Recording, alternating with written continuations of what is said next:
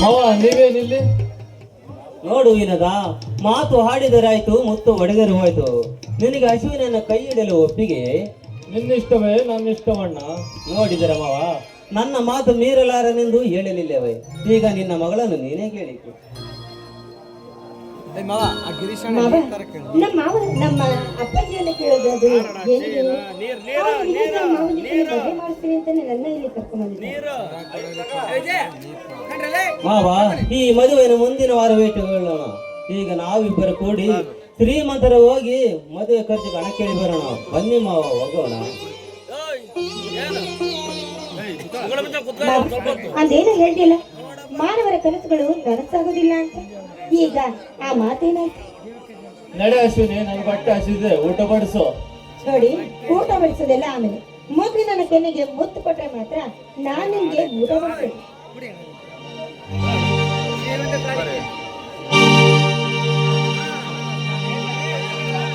ಜೀವಕ್ಕೆ ಜೀವ ಕೊಡುವೆ.